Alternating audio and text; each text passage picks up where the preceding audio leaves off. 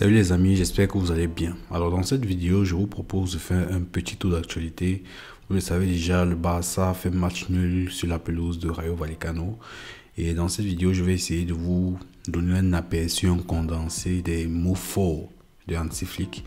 Ensuite, on va faire un petit tour sur le stade, le Camp Nou, à quand le retour. Et puis, je vous dirai aussi quel est l'état de forme en ce moment de Gavi. Peut-être vous le savez déjà, il est blessé. Donc, commençons tout d'abord par Hansi Flick, qui n'était pas du tout content de la prestation de son équipe du Barça hier soir sur la pelouse du Rayo. Et je pense que je vous l'ai déjà fait savoir dans la vidéo du débrief. Vous pouvez aller l'écouter. Alors, à Vallecas, l'ambiance était électrique. Mais sur le terrain, le Barça a montré ses limites pour la troisième journée du championnat. Face au Rayo, les Blaugrana n'ont ramené qu'un nul et déjà première crispation. Je vous dis, le nul là même, c'était... Pour nous, on était content de prendre le 1 point parce que ça a failli tourner au pire. Donc, Hansi Flick, lui, il n'a pas mâché ses mots en conférence de presse après le match. Le technicien allemand est apparu tendu au coup de sifflet final. Normal, son Barça a manqué d'intensité, de rigueur et d'efficacité. Il dit ceci: nous avons commis beaucoup d'erreurs, perdu trop de ballons, je ne suis pas heureux de mon équipe aujourd'hui. Alors chez Flick déjà. La première période avait pourtant laissé entrevoir des possibilités, mais les Catalans n'ont jamais su tuer le match. Résultat, un Rayo combatif a profité de ces approximations. Et il ajoute encore ceci en disant: nous pouvions marquer plus, mais le Rayo a très bien joué.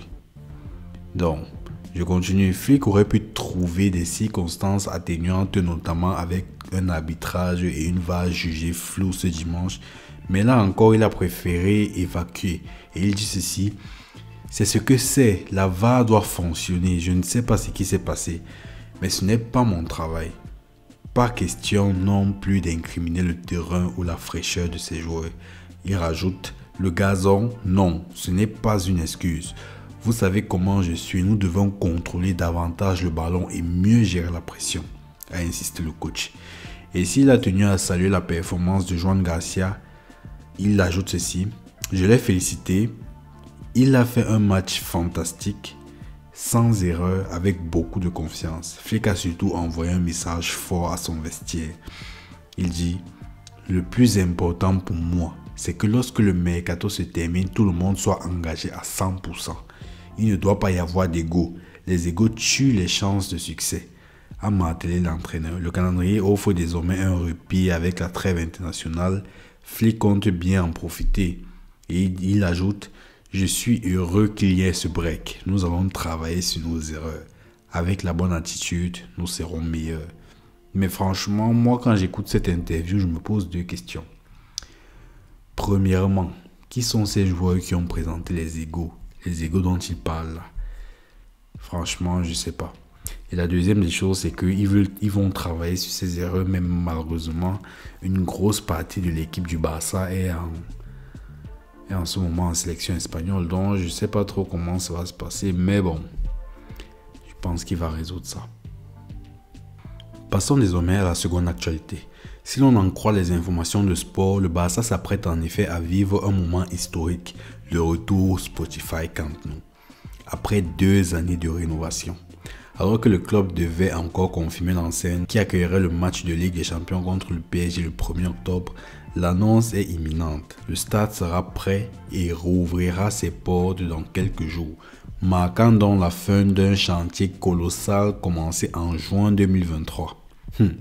Ça s'annonce bien, mais j'espère que ça ne sera pas une énième sortie pour nous dire oui, on va revenir après ça encore. Et puis on repousse encore ça même dans 1 mois, 6 mois, l'année prochaine, bref. Joan Laporta, le président, a été photographié allongé au centre du terrain, bras écartés, symbolisant l'euphorie qui règne au sein du club.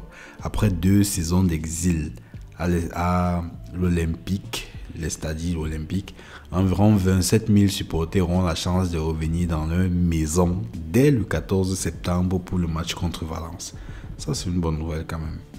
Donc, le club attend encore le certificat final le certificat final de travaux et la validation de la licence d'occupation par la mairie, mais la confiance est totale pour obtenir l'autorisation dans les prochaines heures.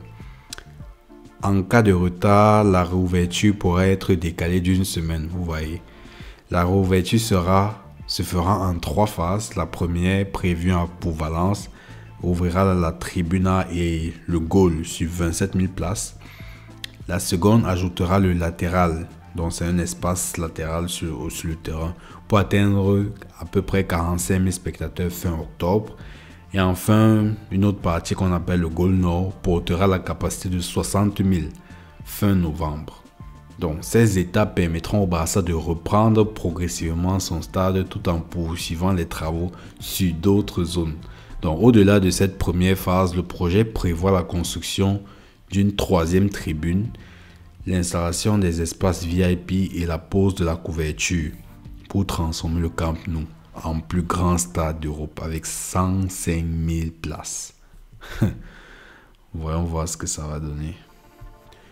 Je termine ce tour d'actu par une info flash sur Gavi. On nous a annoncé que c'était une petite blessure à l'entraînement, mais ça risque probablement prendre plus de temps. C'est souvent comme ça qu'on nous dit.